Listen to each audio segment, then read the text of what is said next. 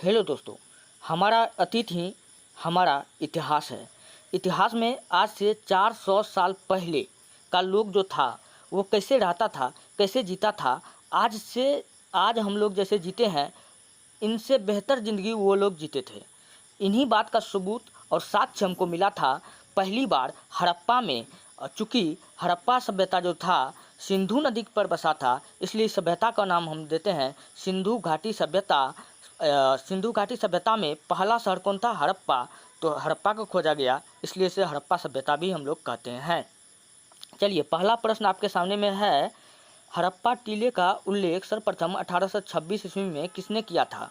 हड़प्पा टीले का उल्लेख सर्वप्रथम 1826 में किया था चार्ल्स मैसन ने। कौन किया था? चार्ल्स मैसन ने किया था। आप चार्ल्स मैसन के बारे में कुछ बात आप याद रख लीजिए। चार्ल्स मैसन आप ये जो भी करता था अपना डायरी में लिख लेता था। अपना रोज़ का जो भी बात होता था अपना डायरी में लिख लेता था। इसको सिक्का चुनना काफ़ी पसंद था। कौन मुग़ल काल का सिक्का है, कौन महाभारत काल का सिक्का है, कौन गुप्त काल का सिक्का है। तो मतलब इस टाइप का सिक्का उक्का चुनना करता था ये, और इन सारा बात अपना किताब में लिख डाला। और इस किताब को पढ़ता है अलेक्जेंडर कनिंघम। कौन पढ़ता है? Alexander Cunningham. इसलिए अलेक्जेंडर कनिंघम को हम लोग भारतीय पुरातत्व विज्ञान का पिता कहते हैं। चलिए, दूसरा नंबर का प्रश्न है, मोहनजोदड़ो की खोज 1922 में किसने किया था? तो हड़प्पा का खोज किया था दयाराम साहनी ने 1921 ईस्वी में। मोहनजोदड़ो कब हो जाएगा? 1922 ईस्वी में।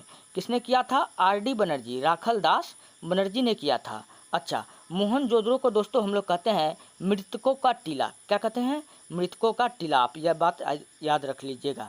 सिंधु घाटी सभ्यता में हल का प्रमाण मिला है। कहता है सिंधु घाटी सभ्यता में हल का प्रमाण हमको कहाँ से मिला है? वो मिला है कालीबंगन से। कहाँ से मिला है? कालीबंगन से मिला है। अच्छा, रोपर कहाँ पड़ता है? पंजाब में। मोहनजोदड़ो कहाँ पड़ता है? सिंधु नदी के पास में। हड़प्पा किस नदी के पास में है? तो रावी नदी के पास में है। आप ये भी बात याद रख लीजिएगा। चलिए, हड़प्पा सभ्यता में प्राप्त अवतल चक्की पर किस पुराविद ने प्रकाश डाला है? तो हड़प्पा सभ्यता में प्राप्त अवतल चक्की पर किस पुराविद ने प्रकाश डाला है? काफ़ी अच्छा प्रश्न है। आप लोग जानबूझ के गलती कीजिएगा, इसका आंसर कनिंघम को लगाइएगा, लेकिन इसका आंसर द क्या हो जाएगा? बिल्कुल राइट होगा, सूरजभान होगा। क्या होगा? ऑप्शन द बिल्कुल राइट है। चलिए, पाँचवा नंबर का प्रश्न है, सिंधु घाटी के निवासियों को किस धातु का ज्ञान नहीं था? दोस्तों, सिंधु घाटी का निवासी जो था वो काफ़ी ज़्यादा विकसित था, उनको सब चीज़ का ज्ञान था, लेकिन लोहा का ज्ञान नहीं था। किसका नहीं था? लोहा। कभी कभी भी ऑप्शन में तलवार भी रहता है, जब देख लीजिएगा, जब ऑप्शन में तलवार रहे तो लोहा नहीं रहेगा। ठीक है, लोहा और तलवार का ज्ञान नहीं था। और सिंधुवासी ने ही सर्वप्रथम कपास उगाया था। क्या उगाया था? कपास उगाया था। और कपास जो उगता है दोस्तों वो काली मिट्टी में उगता है। किस मिट्टी में उगता है? काली मिट्टी में। अच्छा, सबसे अधिक काली मिट्टी कहाँ पाया जाता है? तो महाराष्ट्र में। कहाँ पाया जाता है? महाराष्ट्र में। और इसलिए महाराष्ट्र में कपास से क्या बनता है? सूती वस्त्र। इसलिए हम लोग महाराष्ट्र को यानी मुंबई को सूती वस्त्रों की राजधानी के नाम से हम लोग जानते हैं। चलिए, अगला प्रश्न आपके सामने में है कि मोहनजोदड़ो किस भाषा का शब्द है? सिंधी भाषा का शब्द है। किस भाषा का शब्द है? मोहनजोदड़ो जो है, इस पर मूवी भी आया था ऋतिक रोशन का, आप लोग देख लीजिएगा। मोहनजोदड़ो किस भाषा का शब्द है? सिंधी भाषा का शब्द है। चलिए, कालीबंगन पूछ रहा है स्थित है। हड़प्पा सभ्यता में पूछ रहा है कि कालीबंगन कहाँ स्थित था भैया? कालीबंगन जो था वो राजस्थान में था। कहाँ था? राजस्थान में था। आप याद कीजिए, राजस्थान में कालीबंगन था, घग्गर नदी के पास में। चलिए, दयाराम साहनी ने कहाँ उत्खनन करवाया था? अच्छा, बहुत बढ़िया क्वेश्चन। दयाराम साहनी ने कहाँ उत्खनन करवाया था? मैंने आपको शुरू में बताया था कि 1921 ईस्वी में हड़प्पा का उत्खनन करवाया था। कहाँ करवाया था? हड़प्पा का करवाया था। ऑप्शन ब क्या हो जाएगा इसका? बिल्कुल राइट हो जाएगा। चलिए, नेक्स्ट प्रश्न की ओर हम लोग बढ़ते हैं। निम्नलिखित हिंदू देवताओं में से कौन सैंधव सभ्यता का प्रमुख देवता था? निम्नलिखित देवताओं में कौन सैंधव सभ्यता का प्रमुख देवता था? तो दोस्तों, इसका राइट आंसर क्या हो जाएगा? शिव। वो बिल्कुल राइट आंसर हो जाएगा, शिव इसका बिल्कुल राइट होगा। 10 नंबर का प्रश्न है, सिंधु घाटी सभ्यता समकालीन नहीं मानी जाती है। सिंधु घाटी की सभ्यता पूछ रहा है किसके समकालीन नहीं माना जाता है। चीन की सभ्यता, हाँ ऑप्शन में है। मिस्र की सभ्यता, मेसोपोटामिया की सभ्यता। दोस्तों चीन का सभ्यता पूछेगा किस नदी पर बना है, तो बताना हुआंगहो नदी पर। किस नदी पर? हुआंगहो नदी पर। हुआंगहो नदी को हम लोग कहते हैं पीली नदी। आप ये बात याद रख लीजिएगा। मेसोपोटामिया की सभ्यता पूछेगा कि किस नदी पर बना है, आपको बताना दजला फरात। क्या बताना है? दजला फरात नदी। और किस देश में है, तो इराक ईरान में है। मिस्र का सभ्यता पूछेगा कि किस नदी पर बसा था, तो आपको बताना है नील नदी पर। क्या बताना है?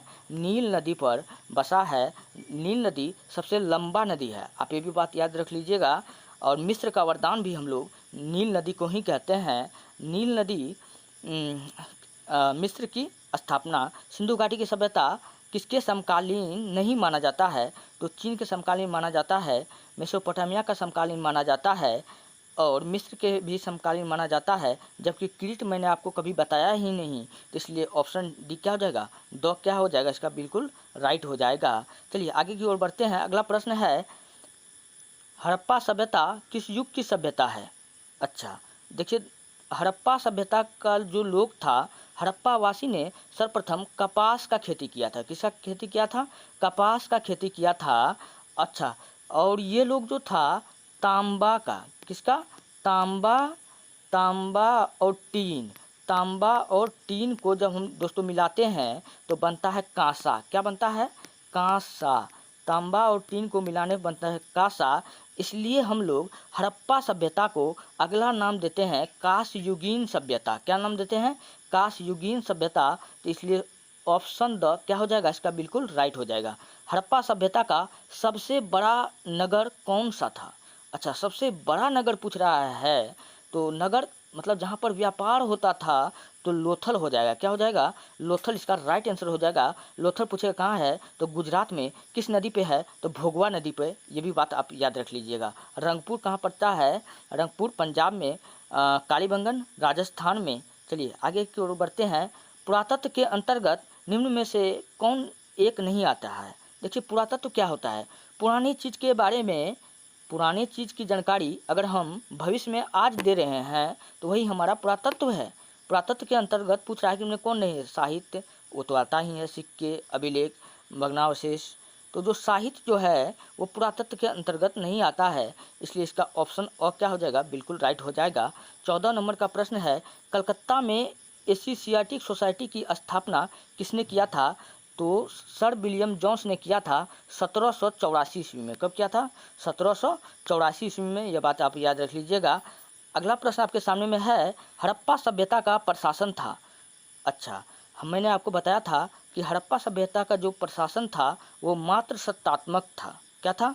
मात्र सत्तात्मक था, यानी कि राजतंत्रात्मक था। ऑप्शन और क्या हो जाएगा, बिल्कुल राइट हो जाएगा। चलिए, पहली बार हड़प्पा को किस वर्ष उत्खनन किया गया था? 1921 ईस्वी में राखल पंडित दयाराम साहनी ने किया था। चलिए अगला प्रश्न की ओर बढ़ते हैं। सिंधु सभ्यता में गोदी पाड़ा कहाँ से मिला है? दोस्तों जब भी बात आपको पूछेगा गोदी पाड़ा, तो आप लिखिए गोदी मोदी। क्या रखिएगा? मोदी। मोदी कहाँ का है? गुजरात का। तो गुजरात में कौन है? लोथल बंदरगाह है। तो लोथल कहाँ हमको दिख रहा है? ऑप्शन 2 में। तो इसका ऑप्शन 2 क्या हो जाएगा, बिल्कुल राइट हो जाएगा। तो गोदी पाड़ा पूछेगा, तो गोदी पाड़ा कहाँ है, तो बताना है गुजरात में है। गुजरात में कौन है? मोदी जी है। गोदी मोदी, ऐसे याद रख लीजिएगा। चलिए अगला प्रश्न आपके सामने में है सिंधु सभ्यता में नृत्य करती हुई लड़की की मूर्ति कहाँ से मिली है? दोस्तों सिंधु घाटी सभ्यता में नृत्य करती हुई लड़की का जो मूर्ति मिला है वो मोहनजोदड़ो से मिला है। कहाँ से मिला है? मोहनजोदड़ो से मिला है। इसलिए इसका ऑप्शन ये वाला बिल्कुल राइट हो जाएगा। चलिए 19 नंबर का प्रश्न है मोहनजोदड़ो किस नदी के किनारे स्थित है? मोहनजोदड़ो पूछ रहा है कि किस नदी के किनारे स्थित है, तो मोहनजोदड़ो जो है वो सिंधु नदी के किनारे स्थित है। ऑप्शन 2 क्या हो जाएगा, बिल्कुल राइट हो जाएगा। चलिए लोथल किस नदी के किनारे स्थित है? मैंने अभी आपको बताया लोथल गुजरात में पड़ता है और यह भोगवा नदी के किनारे स्थित है। तो ऑप्शन 100 क्या हो जाएगा, इसका बिल्कुल राइट हो जाएगा। 22 नंबर का प्रश्न कहता है निम्नलिखित कथनों की विवेचना करें। दयाराम साहनी ने हड़प्पा की खोज की। हाँ, उन्होंने किया था। हड़प्पा के एक टीले की खोज की संभावना पहले से व्यक्त कर रही थी। इन कथनों में सही है। चलिए ये मिलान करने वाला है, तो ये कोई खास क्वेश्चन नहीं है। चलिए आगे की ओर हम बढ़ते हैं। राखालदास बनर्जी को मोहनजोदड़ो का अवशेष कब मिला? तो 1921 में हड़प्पा का खोज हुआ और 1922 में मोहनजोदड़ो का खोज आर.डी. बनर्जी, राखालदास बनर्जी ने किया था, तो 1922 में मिलेगा।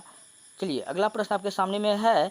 सिंधु घाटी सभ्यता में विशाल स्नानागार, जब भी आपका पानी का बात आए तो आप देखिएगा मोहनजोदड़ो जहाँ पर रहेगा आप आंसर लगा दीजिएगा। जब कहेगा उच्चतम पानी का व्यवस्था कहाँ था, तब आपको लगाना है धौलावीरा। तब लगाना है क्या?